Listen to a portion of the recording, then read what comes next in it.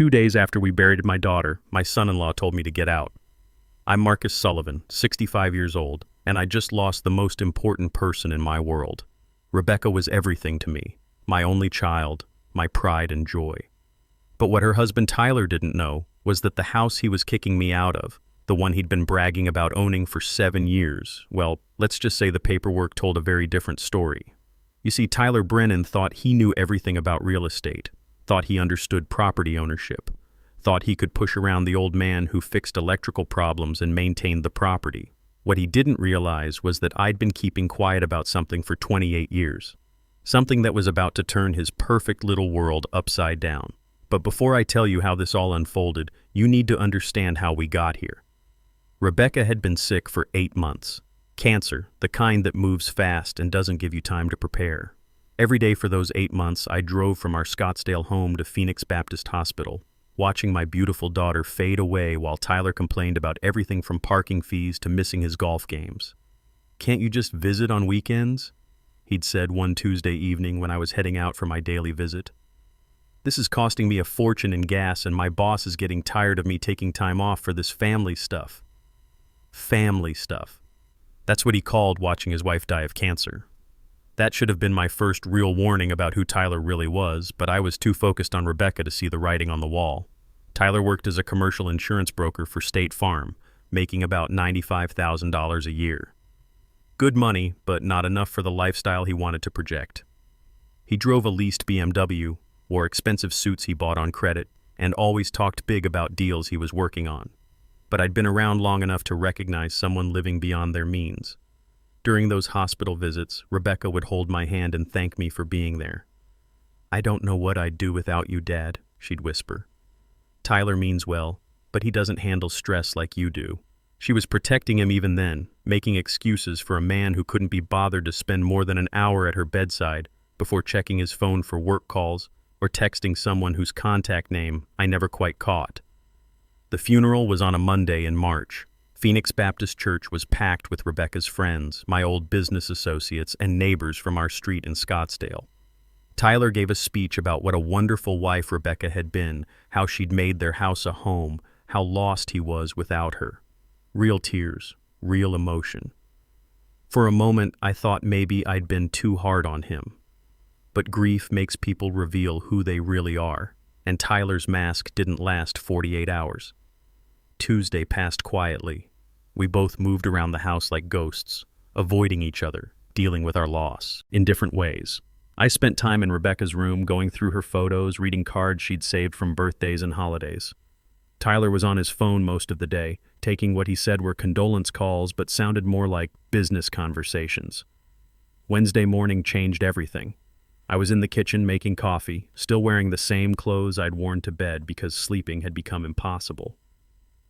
Tyler came downstairs already dressed for the day, hair combed, looking like he had somewhere important to be. "Mac," he said, not even looking at me as he grabbed his car keys. "We need to talk when I get back. There are some things we need to figure out." He was gone before I could ask what kind of things. I spent the day wondering what was on his mind, hoping maybe we could find a way to support each other through this terrible time. I was wrong.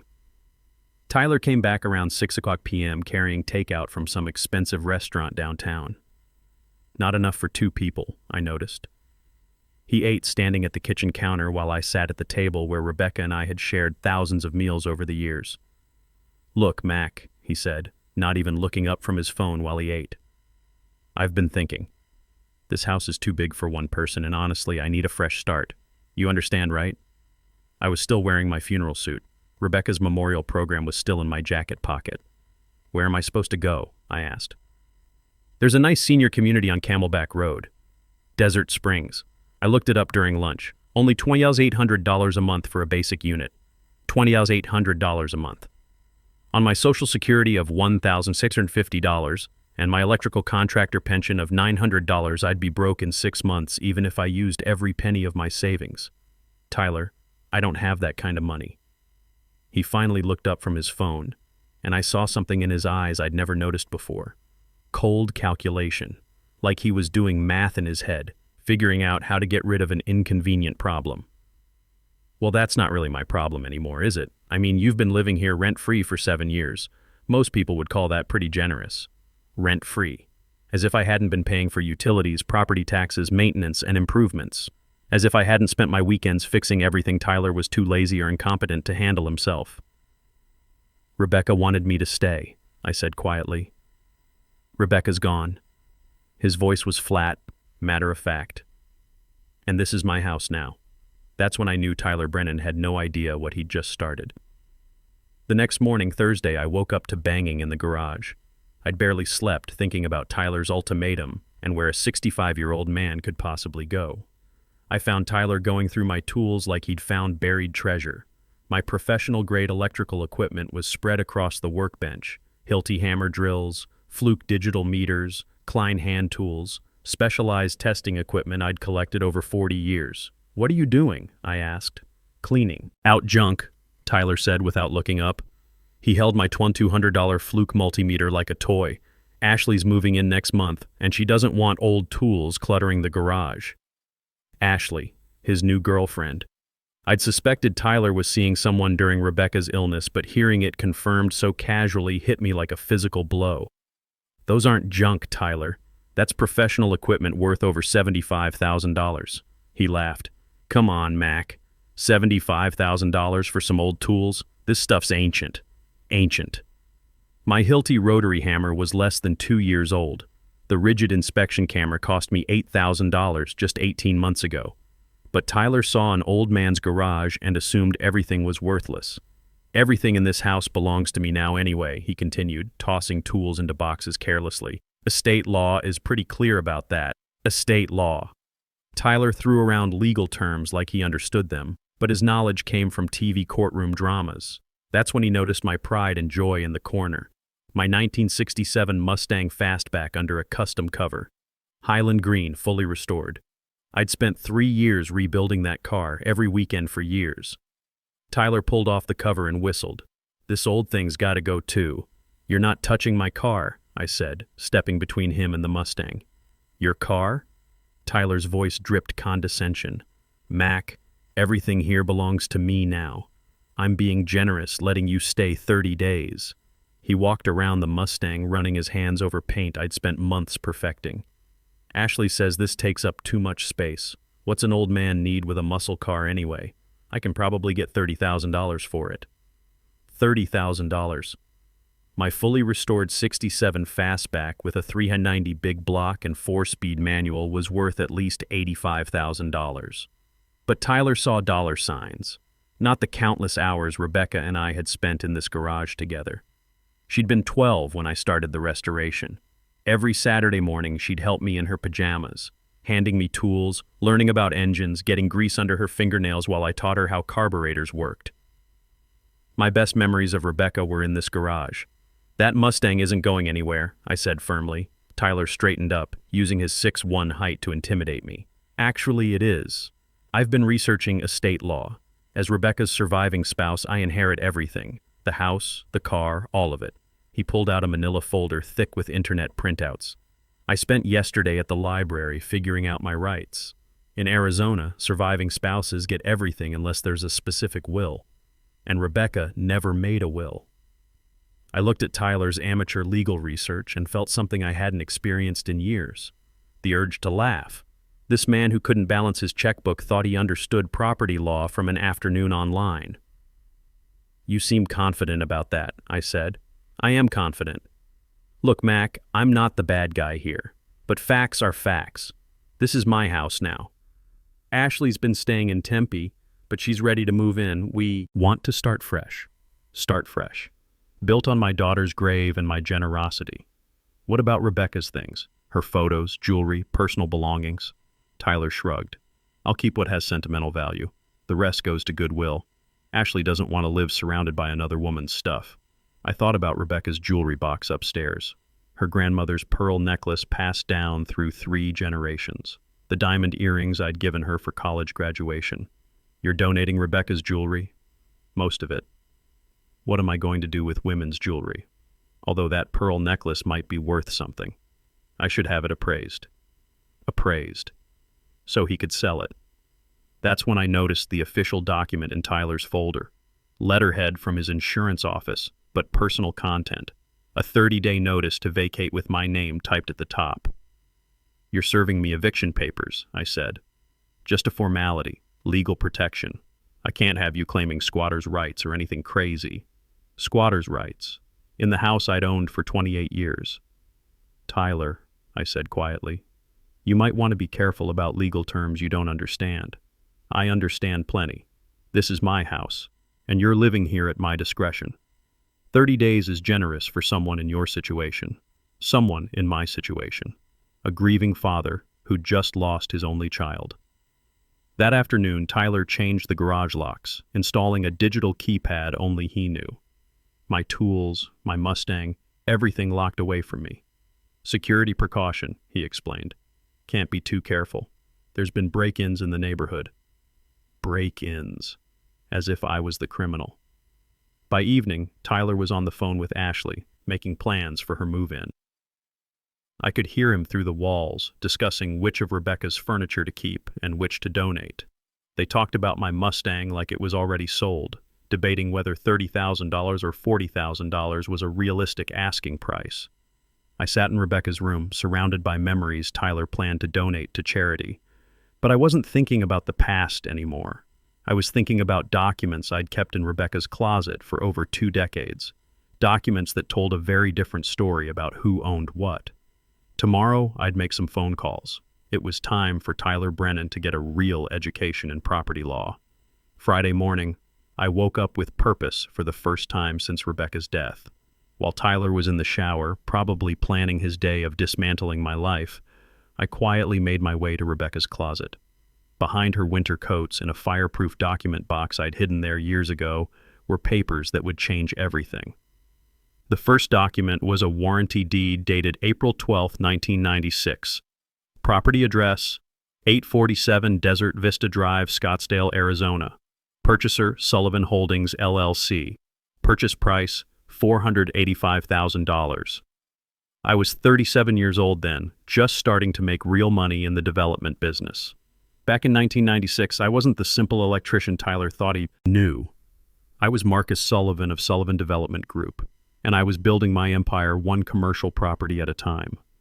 By the mid-90s, I owned 8 commercial buildings around Phoenix, had contracts for 3 more, and was looking for the perfect place to build my dream home. The Desert Vista property came on the market during a downturn. The previous owners, a California couple who'd overextended themselves, were facing foreclosure. I bought it through my LLC for cash, planning to tear down the existing house and build something spectacular. But Rebecca was 16 then, a junior in high school, and she fell in love with the property as it was. "Dad, it's perfect," she'd said, walking through the rooms with teenage enthusiasm. "Look at this kitchen. And the garage is huge. You could fit like 5 cars in there. Please don't tear it down." So I didn't. Instead, I renovated it, spending another $200,000 to make it the home Rebecca wanted. New electrical throughout. I did most of that work myself. Updated plumbing, modern HVAC, refinished hardwood floors. By the time we moved in, I had over $700,000 invested in the property. Rebecca lived there through her senior year of high school and college years. After graduation, she moved to her own apartment in Tempe, but the house remained hers in every way that mattered. When she married Tyler in 2017, she asked if they could move back in. "Just until we get on our feet financially," she'd said. "Tyler's still building his client base, and the rent on this place would be crazy expensive." What she didn't say, but what I understood, was that Tyler couldn't afford anything close to this neighborhood. His $95,000 salary might have seemed impressive to him, but in Scottsdale's luxury market, it barely qualified him for a 2-bedroom condo. "Of course," I'd told her, "it's your home too." That conversation led to the second document in my box, a letter Rebecca had written to my attorney in 2017, explaining the arrangement and asking that it be kept confidential. She'd been smart enough to document everything, even if she'd asked me to hide the truth from Tyler.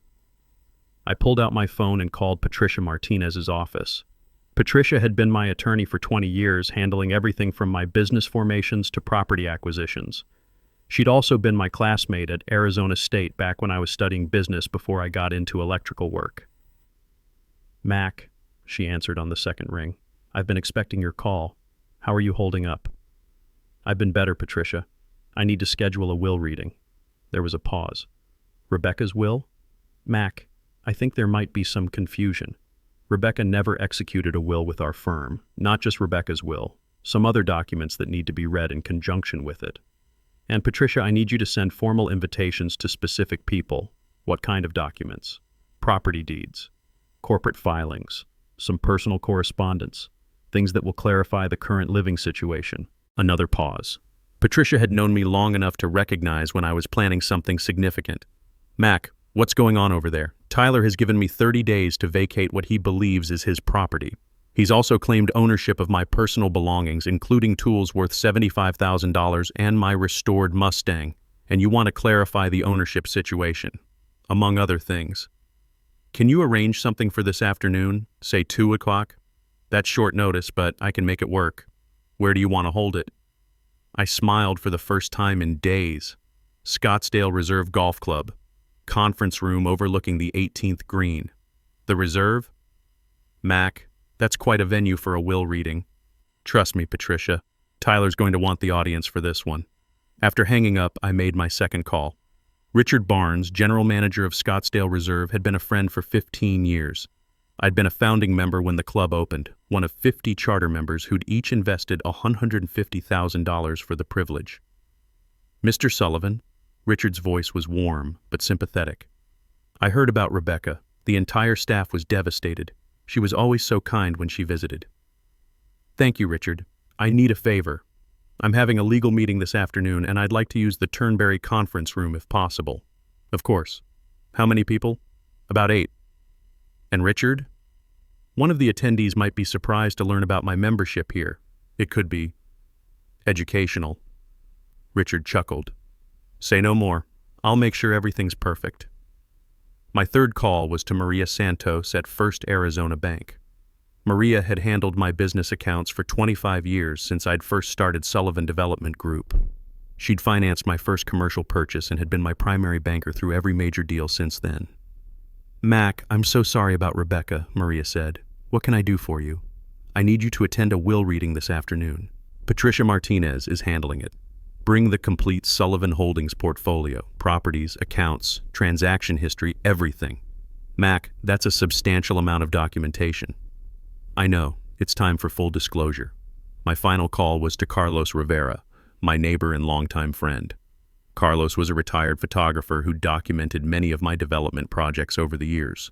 More importantly, he'd been present at most of the community functions Tyler had always been too busy to attend. Carlos, I need you at the golf club this afternoon. Bring your camera and any photos you have of the neighborhood association meetings, charity events, and community projects. This is about Tyler, isn't it? Carlos asked. The whole street's been talking about what happened. Nobody can believe he gave you an eviction notice. He did what? Danny Walsh saw him in your driveway yesterday, taking pictures of the house and your Mustang. Posted something on Facebook about finally getting his life back or something like that. Posted on Facebook, Tyler was advertising his victory before he'd even achieved it. Just be there at 2 o'clock, Carlos, and bring those photos. By noon, I'd received confirmation from Patricia that all invitations had been sent. Tyler, Ashley, the neighbors, my banker, my attorney, and the general manager of one of Scottsdale's most exclusive golf clubs. Tyler was about to learn that sometimes the quiet old man in the corner knows more than he lets on. A lot more. Friday morning started with Tyler banging on my bedroom door at 7 o'clock a.m. Mac, get out here. We need to talk. I found him in the kitchen, pacing like a caged animal. Ashley was there too, still in her pajamas, looking uncomfortable. She was younger than I'd expected, maybe 28, with the kind of nervous energy that came from dating someone whose life was more complicated than she'd bargained for. What's this about a will reading? Tyler demanded, waving his phone. I just got some formal invitation from your lawyer. Rebecca had a will, I said calmly, pouring myself coffee. Seemed appropriate to read it. I was married to her for 7 years. I think I'd know if she had a will. There's a lot you don't know, Tyler. He stepped closer, trying to use his height to intimidate me. But 40 years in construction and electrical work had taught me not to back down from bullies, especially ones who'd never done real physical labor. Like what? He challenged. Like the difference between assuming you own something and actually owning it. Ashley shifted nervously in her chair. "Maybe I should go," she said. "No," Tyler snapped. "You live here now. You have a right to know what's going on. Live here now, after 3 weeks." The man moved fast when it suited him. "Tell me, Tyler," I said, sitting down with my coffee. "Have you ever actually looked at the property deed for this house?" "Of course I have. Rebecca and I bought it in 2017. "Really? Show me." "Show you what?" "The deed, the mortgage paperwork, the closing documents. You know, the stuff that proves you own this place." Tyler's face reddened. "I don't have to prove anything to you. You're the one living here for free." "Free?" I repeated. "That's interesting. What do you think I've been paying for the last 7 years? What are you talking about?" "The utility bills, Tyler, the property taxes, the insurance premiums, the maintenance costs. You think those just disappear?" "Rebecca handled all that stuff. Rebecca handled it with whose money?" For the first time, I saw uncertainty flicker across Tyler's face. He was starting to realize he'd never actually seen any bills, never written any checks, never questioned where the money came from to keep his comfortable lifestyle running. "The mortgage payments come out of my account," he said, but his voice was less confident. "Really? What bank?" "First Arizona. Account number." He stopped. "I don't have to tell you my personal business." "No, you don't, because I happen to know Maria Santos over at First Arizona. We go way back. In fact, she's coming to the will reading this afternoon." Ashley was watching this exchange like a tennis match, her head moving back and forth between us. I could see the wheels turning in her mind, probably wondering what she'd gotten herself into. "You're bluffing," Tyler said, but he didn't sound sure. "Am I?" I reached into my jacket pocket and pulled out a business card. Old, slightly faded, but still legible. Sullivan Development Group. Established 1996. Tyler squinted at the card. "What's this?" "My business card, Tyler. From back when I was developing commercial properties instead of fixing your electrical problems." "You were an electrician," he said, but his voice was weakening. "I was a lot of things, some of which you might find surprising." Ashley leaned forward. "Tyler, what is he talking about?" "Nothing," Tyler said quickly. "He's just trying to confuse things before he has to move out." I finished my coffee and stood up. "Well, we'll find out this afternoon, won't we? Patricia's expecting everyone at 2 Oak. I'm not going to some dog and pony show just to watch you make a fool of yourself. That's your choice, Tyler. But I should mention that Patricia will be reading several documents today, not just Rebecca's will." "What other documents?" "Property records, tax filings, some business documents from the late 90s. Should be quite educational." Tyler's face went pale. "What kind of business documents?" "The kind that explain how a simple electrician could afford to live in a $2.8 million house for 7 years without paying rent." I headed toward the door, then stopped. "Oh, and Tyler, you might want to bring some identification today. Patricia's going to need to verify your legal standing before she can discuss certain matters with you." "My legal standing?" "Your right to be in this house, your claim to ownership, that sort of thing." Ashley grabbed Tyler's arm. "What is he talking about, honey?" "I don't know," Tyler said, but he was staring at me with something approaching fear. "The old man's lost his mind." "Have I?" I asked. "Or have you just never bothered to ask the right questions?" I walked outside to get the morning paper, leaving Tyler and Ashley to their panicked conversation. Through the window, I could see Tyler frantically searching through boxes of papers, looking for documents he'd never bothered to examine when Rebecca was alive. My phone buzzed with a text from Carlos Rivera. "Saw Tyler taking more pictures of your Mustang this morning. Posted another Facebook update about selling it. Kids counting his chickens before they hatch." Another text from Patricia. "All attendees confirmed. Conference room reserved. This should be interesting." And one from Richard at the golf club. "Member dining room is preparing lunch for your guests. Looking forward to meeting the young man who thinks he owns a founding member's house." I spent the rest of the morning in my workshop, the small space in the basement that Tyler hadn't discovered yet. Surrounded by electrical schematics and development plans from my active years, I reviewed my strategy. One more time. At 1:45, I went upstairs to change clothes. Tyler was in the garage, still frantically searching through boxes. Ashley was pacing in the driveway, talking rapidly on her phone. I put on my best suit, the charcoal gray one I'd worn to real estate association dinners back when I was still networking with developers and city planners. It still fit perfectly, Still looked expensive because it was expensive. When I came downstairs, Tyler looked up and froze. For the first time since I'd known him, he was speechless. The transformation from work clothes to boardroom attire had registered even with him. "Where did you get that suit?" he asked quietly. "Same place I got the tools you locked away," I replied. "Same place I got a lot of things you've never bothered to ask about." I checked my watch. 1:50. "Time to go, Tyler. Patricia doesn't like to be kept waiting." The drive to Scottsdale Reserve was the longest 10 minutes of my life. Not because I was nervous. Quite the opposite. For the first time since Rebecca's death, I felt completely in control. Tyler and Ashley followed in his BMW, probably arguing about what they'd walked into. Through my rearview mirror, I could see Ashley gesturing frantically while Tyler gripped the steering wheel like his life depended on it. Scottsdale Reserve Golf Club sits on 200 acres of prime desert real estate, with the clubhouse perched on a hill overlooking the entire valley. The entrance gate is manned 24/7, and the membership list reads like a who's who of Arizona business leaders. Tyler had driven past this place hundreds of times, but he'd never been inside.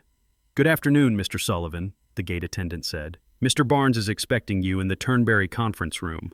I pulled through the gates and parked near the clubhouse entrance. Tyler's BMW sat idling behind me for a moment before he finally followed, his confusion evident even from a distance. The clubhouse lobby is all marble and mahogany, with oil paintings of golf legends and a wall of plaques honoring major tournament winners and community contributors.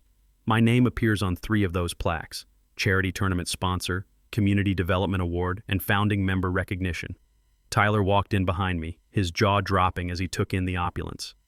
"Mac," he said quietly, "what is this place?" "Scottsdale Reserve," I said simply. "My golf club." "Your golf club? I've been a member for 15 years. Founding member, actually." Richard Barnes appeared as if on cue, immaculate in his manager's blazer.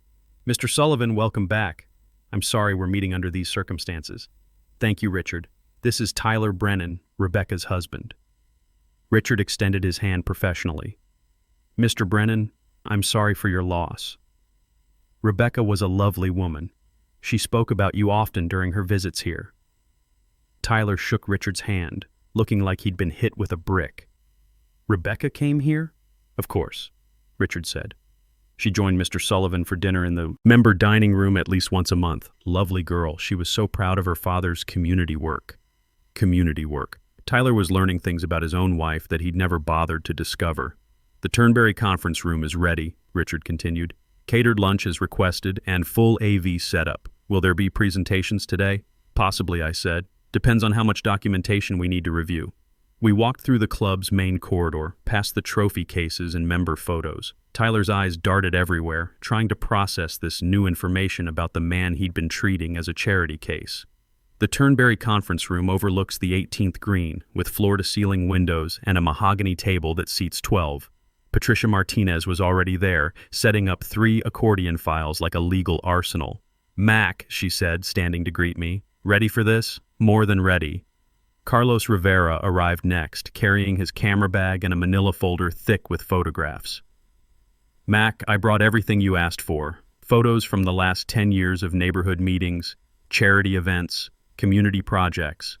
Behind Carlos came Maria Santos from First Arizona Bank, professional as always in her navy suit, wheeling a small suitcase that I knew contained 28 years of financial documentation.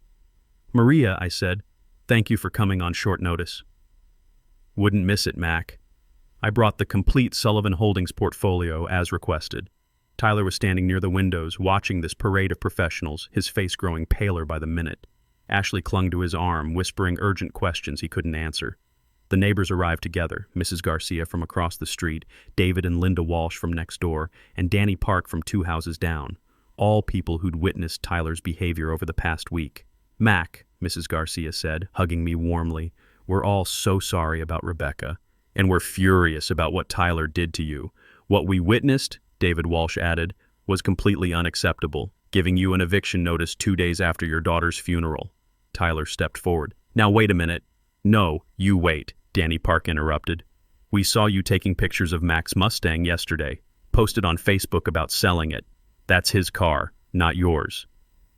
"Everything in that house belongs to me," Tyler said weakly. The room fell silent. Even Ashley looked embarrassed. Patricia called the meeting to order. Ladies and gentlemen, we're here today to read the last will and testament of Rebecca Michelle Sullivan Brennan, deceased March 8, 2024. She opened the first folder. However, before we can properly execute Rebecca's wishes, we need to address some fundamental questions about property ownership that have recently come to light. Tyler found his voice. What kind of questions? Questions about who actually owns the property where you've been living, Mr. Brennan. I own that house. Rebecca and I bought it in 2017. Patricia pulled out a thick document. This is the warranty deed for 847 Desert Vista Drive, recorded with Maricopa County on April 12, 1996. She passed copies around the table. Tyler grabbed his first, scanning frantically. The property was purchased by Sullivan Holdings, LLC for $485,000. The purchaser's representative was Marcus James Sullivan. The room went dead silent except for the sound of Tyler's labored breathing. That's impossible, he whispered. Patricia opened the second folder. These are the property tax records for the same address. 28 years of payments, all made by Sullivan Holdings, LLC. Total paid, $650,000. Maria Santos opened her briefcase. I have the banking records. All payments originated from Mr. Sullivan's business accounts. Tyler's face went completely white. But Rebecca said we bought the house. I spoke for the first time since the meeting began. You moved into the house, Tyler. Rebecca never said you bought it. Ashley suddenly stood up. I need some air. Sit down, Patricia said firmly. We're just getting started. Patricia opened the third folder, the thick one. Mr. Brennan, you've been living in Mr. Sullivan's property for 7 years. During that time, did you ever pay rent? No. But did you ever pay property taxes? Rebecca handled. Did you ever pay homeowner's insurance? I thought. Did you ever see a mortgage statement with your name on it? Tyler's mouth opened and closed like a fish. No sound came out. Carlos Rivera cleared his throat. If I may, I have some photographs that might be relevant. He spread pictures across the mahogany table. Me at ribbon cuttings, award ceremonies, business dinners. One showed me shaking hands with Phoenix's mayor at the dedication of Desert Ridge Plaza. Another showed me receiving the Arizona Real Estate Developer of the Year award in 2008. I photographed most of these events, Carlos said, back when Mac was one of the most successful commercial developers in Maricopa County. Richard Barnes nodded from his position near the door. Mac's developments brought over $60 million in tax revenue to our city. Scottsdale Reserve honored him multiple times for his community contributions. Tyler stared at the photos like they were written in a foreign language. You're an electrician, he whispered. I'm a retired real estate developer, I corrected. I did electrical work to stay connected to the trades, to understand my projects from the ground up. But you dress like, Ashley protested. You drive that old truck. Maria Santos laughed. Mr. Sullivan's current net worth is approximately $18.2 million. His property portfolio includes 15 commercial buildings and 8 residential rental properties throughout the Phoenix metro area. She opened her briefcase and pulled out a thick portfolio. Shall I read the holdings, Mac? The highlights will suffice. Desert Ridge Office Complex, purchased 1998, current value $4.2 million. Scottsdale Medical Plaza, purchased 2001, current value $3.8 million. Phoenix Industrial Park, 3 buildings, purchased 2003-2005, combined value $6.1 million. With each property Maria listed, Tyler's face grew paler. The neighbors were nodding like pieces of a puzzle were finally falling into place. Camelback Commons Shopping Center, purchased 2007, current value $2.9 million. Various residential rentals in Paradise Valley, Scottsdale, and North Phoenix, combined value $1.2 million. Mrs. Garcia spoke up. That explains so much. Mac, you've been helping everyone on our street for years. When the Johnsons lost their jobs, you hired them to do landscaping work. When the Martinez family needed electrical work, you did it for free. I remember now, David Walsh added. When we had that neighborhood association meeting about the new development proposal, you knew more about zoning laws than the city planner. Danny Park was nodding vigorously. And you always paid for the block party supplies, the Christmas decorations, the community newsletter printing. We thought you were just generous, but You were protecting your investment, Linda Walsh finished, keeping property values high in your own neighborhood. Patricia pulled out more documents. This brings us to the current situation. Mr. Brennan, you gave Mr. Sullivan 30 days' notice to vacate his own property. Is that correct? I didn't know. You also changed the locks on his personal storage area, preventing him from accessing tools worth $75,000. Is that correct? Tyler's hands were shaking visibly. I thought, and you threatened to sell his personal vehicle, a 1967 Mustang worth $85,000, without permission. Is that correct? Stop, Ashley said suddenly.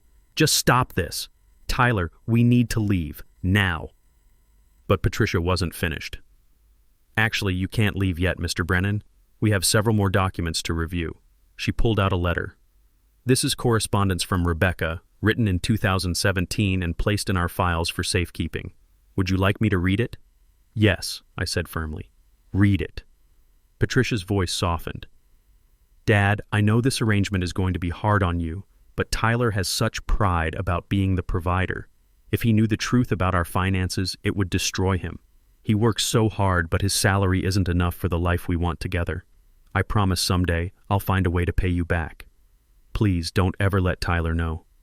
It would kill him to realize he's been living on charity. Love always, Rebecca. The silence that followed was deafening. Tyler was crying now, tears streaming down his face as the full scope of his situation became clear. She knew, he whispered. Rebecca knew everything. She protected you for 7 years, I said quietly. Made sure you never had to face the reality of your finances. Made sure you could keep your pride intact. And how did you repay that kindness? Patricia asked, her voice sharp. By kicking her father out of his own house before her body was even cold. Ashley stood up abruptly. I can't do this. Tyler, I'm sorry, but I can't do this. She grabbed her purse. Call me when you figure out where you're going to live. She walked out without looking back. Through the windows, we could see her getting into her car and driving away from the golf club. Tyler watched her go, then turned back to the table. His face was completely broken. What happens now? He asked. Now you have 30 days to find somewhere else to live, Patricia said. The same courtesy you extended to Mr. Sullivan. But I don't have anywhere to go, Tyler said desperately. That's not really my problem anymore, is it? I replied, using his exact words from Wednesday night. Maria Santos was gathering her papers. Mr. Brennan, I should mention that your account at First Arizona shows a balance of $847.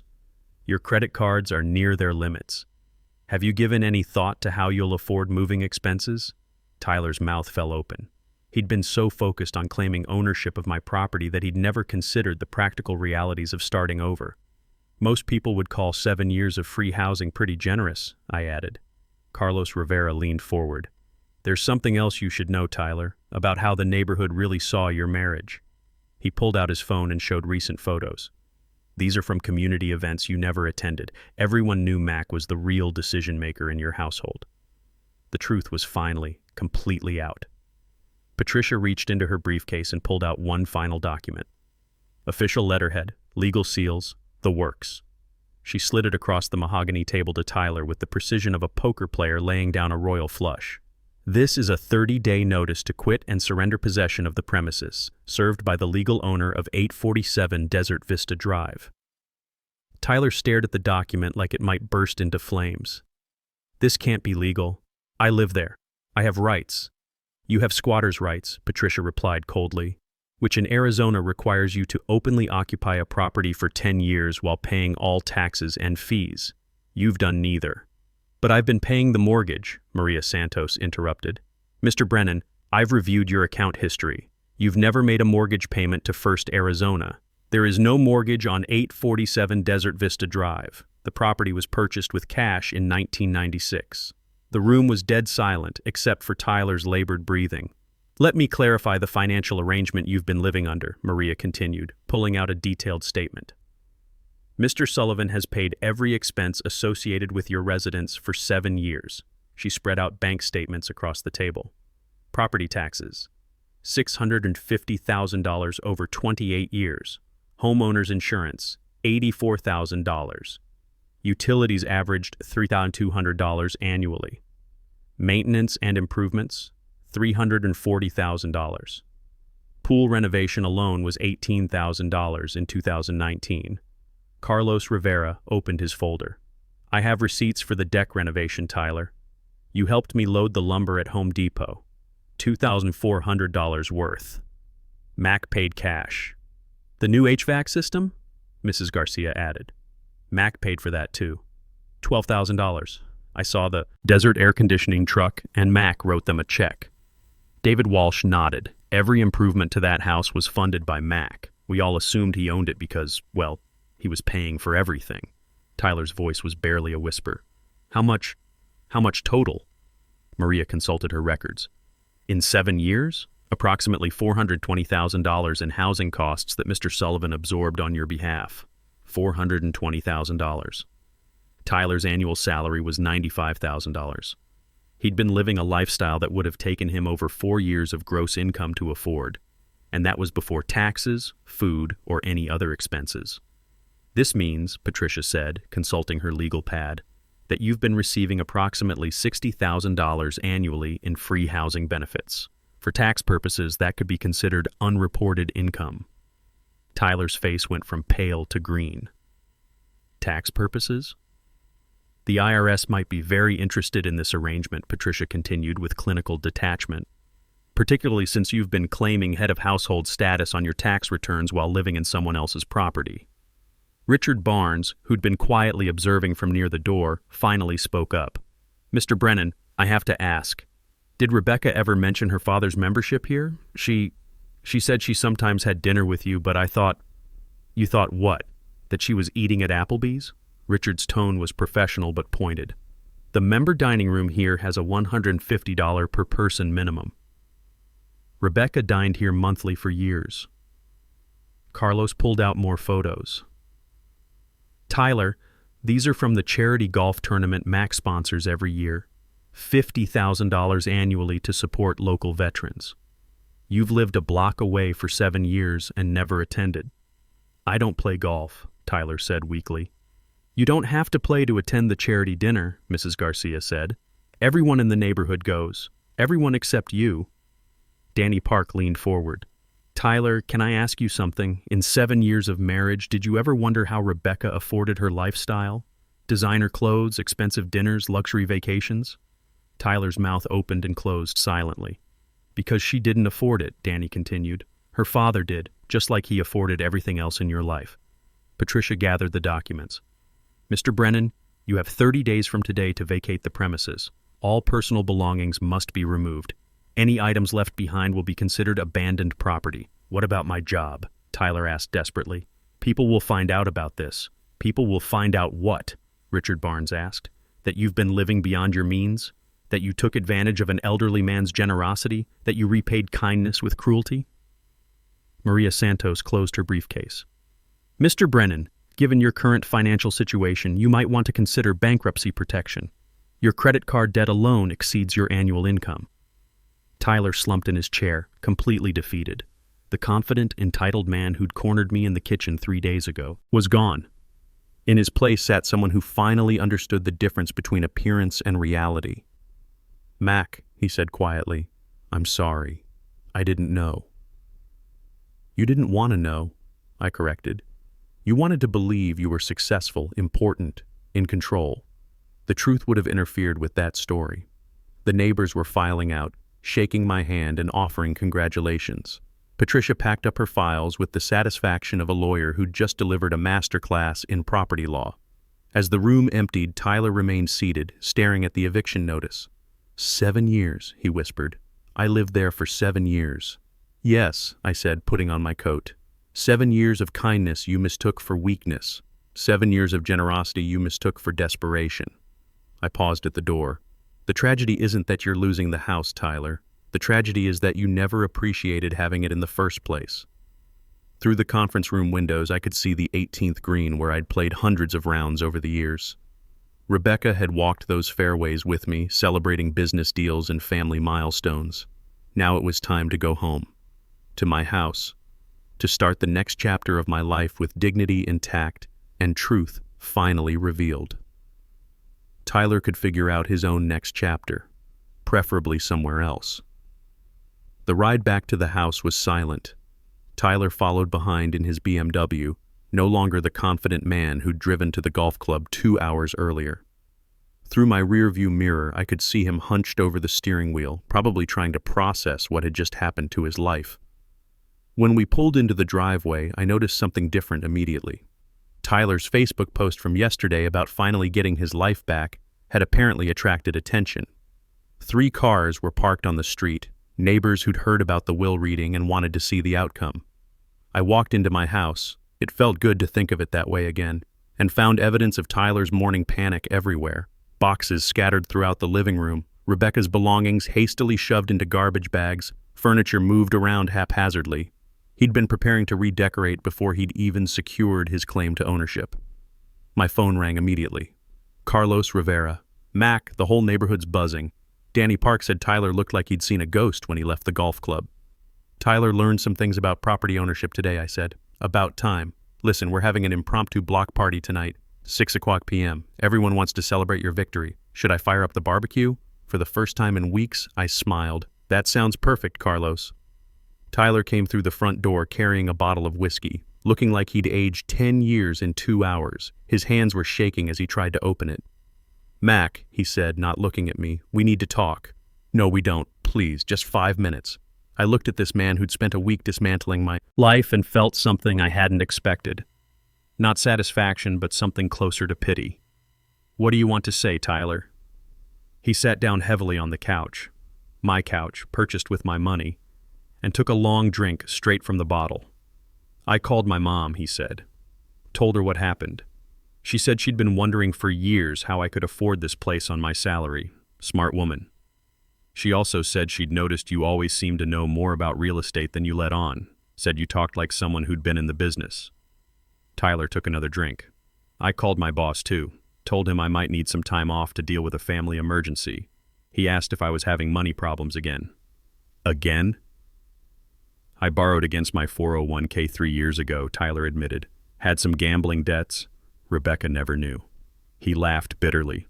Turns out there were a lot of things Rebecca never knew. My phone buzzed with a text from Mrs. Garcia. Police cruiser just drove by twice. Everything okay? I showed Tyler the message. Did you call the police? No, but someone might have. I posted some things on Facebook that probably look pretty stupid now. As if on cue, a Phoenix PD cruiser pulled into the driveway. 2 officers got out, looking official and slightly confused. I met them at the door. Officers, I'm Marcus Sullivan. This is my property. Mr. Sullivan, the older officer said, consulting his notepad, we got a call about a domestic disturbance. Something about illegal eviction proceedings. Tyler appeared behind me. I called them this morning, he admitted. Before the will reading. I thought maybe Mac was running some kind of scam. The younger officer looked back and forth between us. Who lives here? I own the property, I said calmly. I have the deed, tax records, and a court-ordered eviction notice served today. Mr. Brennan has been a guest here for 7 years. I showed them the eviction notice signed by Patricia and properly notarized. The officers read it carefully. Mr. Brennan, the older officer said, this appears to be a legitimate eviction proceeding. Do you have any documentation showing you own this property? No, Tyler said quietly. I thought my wife owned it. She died last week. The officers exchanged glances. I'm sorry for your loss, sir, but if you don't have legal ownership documentation and Mr. Sullivan does, then this is a civil matter. You'll need to work it out through the courts. What am I supposed to do? Tyler asked desperately. Find somewhere else to stay while you consult with an attorney, the younger officer suggested. Do you have family nearby? My mom lives in Tucson. That might be your best option. After the police left, Tyler and I stood in the living room surrounded by his hastily packed belongings. The cocky insurance broker who'd given me an eviction notice 3 days ago was completely gone. Mac, he said quietly, I know I don't have the right to ask this, but could I have until Monday morning, just to figure out where I'm going? I studied his face. The arrogance was completely gone, replaced by genuine fear and regret. You can stay until Monday morning, I said finally, but you sleep in the guest room. And Tyler, you don't touch anything else in this house. No more packing Rebecca's things. No more moving furniture. This is my home, and you're going to treat it with respect." He nodded, looking grateful for even that small mercy. "Thank you, Mac. I'm sorry for everything. Sorry doesn't undo the damage, Tyler. But it's a start." My phone rang. Patricia Martinez. "Mac, I wanted to follow up on something. Tyler's going to fight this, you know. He'll probably claim common law marriage rights or try to argue adverse possession." "Let him try," I said. "Rebecca was never on any deed. She never made a payment. Arizona doesn't recognize common law marriage anyway. I know that, and you know that. But desperate people do desperate things. I'm filing a restraining order Monday morning. Temporary protective order that prevents Tyler from entering the property or removing any items without court supervision. How long will that take? Emergency hearing Tuesday morning. Judge Martinez owes me a favor. Tyler will be served with papers Monday, and he'll have 48 hours to respond or face immediate arrest." I walked upstairs to Rebecca's room, where I could finally grieve in peace, knowing that no one would be rushing me through the process or telling me to pack up my memories. Outside, I could hear the neighbors gathering for the impromptu block party. For the first time in years, I was looking forward to being part of my own community again. Monday morning, Tyler Brennan would be gone, and I could finally start rebuilding my life in the home I'd protected for 28 years. Saturday and Sunday passed in a strange kind of limbo. Tyler moved through the house like a ghost, packing his belongings with the careful precision of someone who finally understood he was a guest, not an owner. He'd rented a U-Haul truck and parked it in the driveway, a bright orange reminder that his time was running out. I spent Saturday morning in the garage, finally able to access my tools and my Mustang. Tyler had unlocked everything Friday night without being asked, a small gesture that showed he was beginning to understand the magnitude of his mistakes. My 1967 Fastback was exactly as I'd left it. Highland green paint still perfect, chrome bumpers gleaming, red interior pristine. I ran my hand over the hood, remembering all those Saturday mornings with Rebecca, teaching her about compression ratios and carburetor adjustments. "She really loved that car," Tyler said behind me. I turned around. He was standing in the garage doorway, holding a cardboard box. "She did," I agreed. "She helped me rebuild the entire engine when she was in high school. I never knew that." Tyler's voice was quiet. "There's a lot I never knew about Rebecca, isn't there? You knew the parts she wanted you to see." He nodded, looking defeated. "I found something you should have." Tyler handed me the box. Inside was Rebecca's jewelry, including her grandmother's pearl necklace, the one he'd planned to have appraised and sell. "She always said this was the most important thing she owned," Tyler said. "More important than her wedding ring." I lifted the pearls carefully. 3 generations of women in my family had worn this necklace. Rebecca's great-grandmother had brought it from Ireland in 1923. "Thank you, Tyler. It's not mine to keep." Saturday afternoon brought a steady stream of neighbors stopping by. Word had spread about Friday's revelation, and everyone wanted to express their support. Mrs. Garcia brought a casserole. David and Linda Walsh brought wine. Danny Park brought his guitar and played on the back patio while kids ran around the yard. For the first time in years, my house felt like a home instead of a tension-filled battleground. Tyler stayed inside, avoiding the gathering. Through the window, I could see him on the phone, probably with his mother in Tucson, making arrangements for his uncertain future. "How's he taking it?" Carlos asked, nodding toward the house. "Better than I expected. Worse than he deserves. You're being generous, Mac, after what he put you through this week." I thought about that. Was I being generous, or was I just tired of carrying anger around like luggage? "Rebecca loved him," I said finally. "That has to count for something." Sunday morning, Tyler loaded the last of his belongings into the U-Haul. His BMW was hitched behind it, ready for the drive to Tucson. Everything he owned in the world fit into a 20-foot truck. I was in the kitchen making coffee when he came to say goodbye. "Mac, I know this doesn't change anything, but I need you to know something." I waited. I loved Rebecca. I know I wasn't good enough for her. I know I took advantage of your generosity, but I really did love her. I know you did, Tyler, in your own way. She talked about you all the time, how proud she was of you, how much she respected your opinion. I was jealous of that. Jealous? She never looked at me the way she looked at you, never asked my advice about important decisions. I always felt like I was competing with you for her attention. Tyler sat down at the kitchen table where Rebecca and I had shared thousands of meals over the years. That's why I wanted you gone so quickly.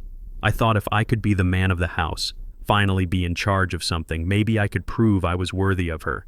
You didn't need to prove anything to Rebecca. She married you. But I needed to prove it to myself. Tyler's voice cracked slightly. Turns out I was just proving the opposite. My phone buzzed with a text from Patricia. Restraining order papers ready for service.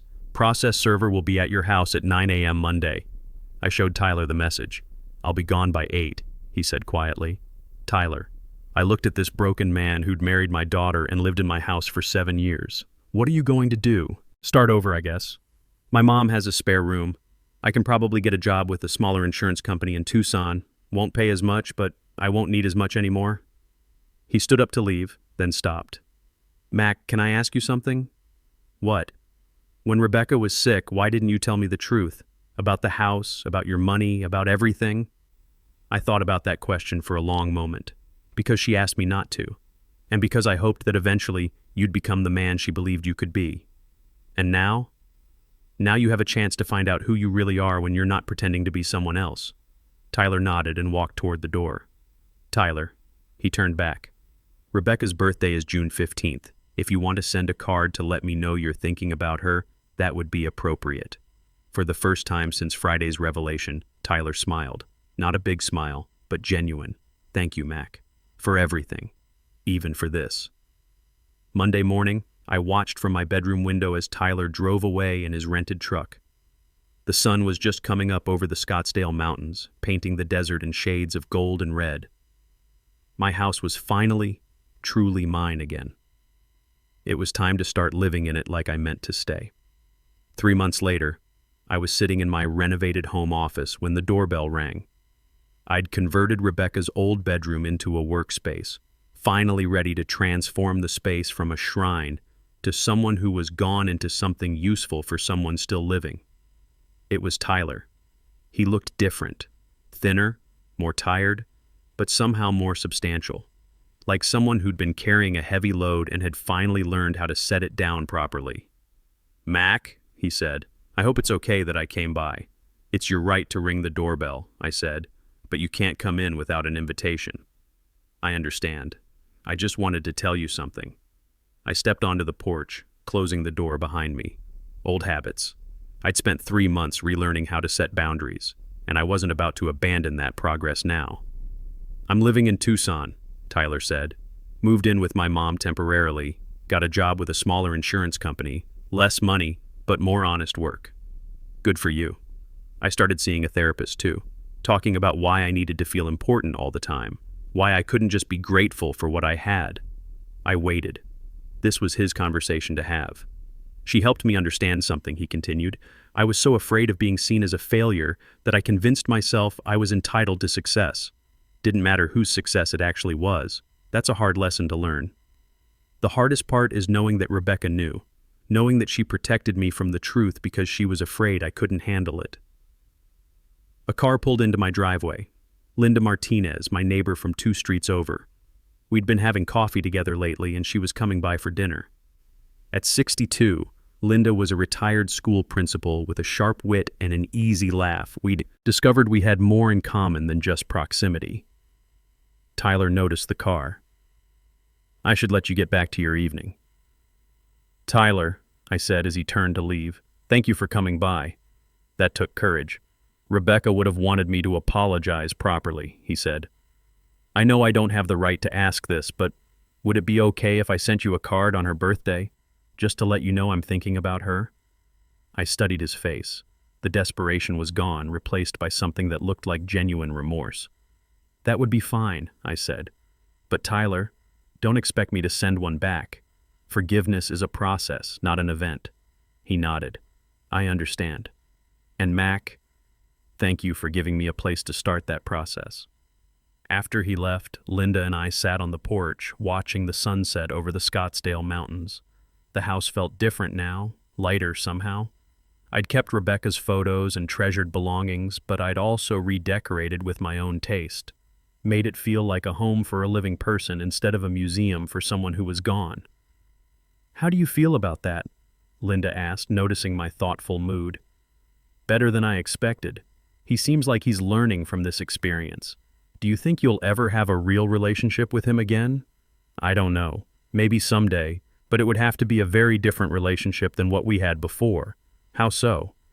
Based on honesty instead of convenience, respect instead of assumption, boundaries instead of exploitation. Linda smiled. Sounds like good principles for all relationships. She was right. Over the past 3 months, I'd applied those same principles to every aspect of my life. I'd reconnected with old friends from the development business. I'd gotten involved in city planning committees again. I'd even started a new project, affordable housing for seniors, something close to my heart after nearly facing homelessness myself. Most importantly, I'd learned to honor Rebecca's memory without sacrificing my own dignity. I'd established a scholarship fund in her name for kids who wanted to study business or engineering. I'd donated to the cancer research center where she'd been treated. I'd found ways to keep her spirit alive while still living my own life. The house had been transformed too. I'd hired a contractor to renovate the garage, creating a proper workshop where I could work on classic cars. My Mustang was running better than ever, and I'd started a small side business restoring vehicles for other collectors. The neighborhood had embraced me in a way I'd never experienced before. Regular barbecues, community projects, holiday celebrations. I was no longer the quiet man in the background. I was Marcus Sullivan, founding member of Scottsdale Reserve, successful developer and valued neighbor. My phone rang. Carlos Rivera. Mac, we're having an impromptu poker game tonight. Danny, David, and a couple guys from the golf club. You in? Deal me in, I said. As I got ready for the evening, I reflected on the events that had brought me to this point. Tyler's betrayal had been devastating, but it had also been liberating. For the first time in years, I was living authentically, surrounded by people who knew exactly who I was and valued me for it. Life wasn't just moving forward, it was moving forward with purpose, dignity, and honest relationships. And for the first time in years, that felt like enough. If you're dealing with someone who takes your generosity for granted, remember this. Kindness should never require you to sacrifice your self-respect. Setting boundaries isn't cruel, it's necessary. Sometimes the greatest gift you can give someone is letting them face the consequences of their choices. And sometimes, the person who benefits most from that lesson is yourself. The truth has a way of setting everyone free, even when it hurts at first. Especially when it hurts at first.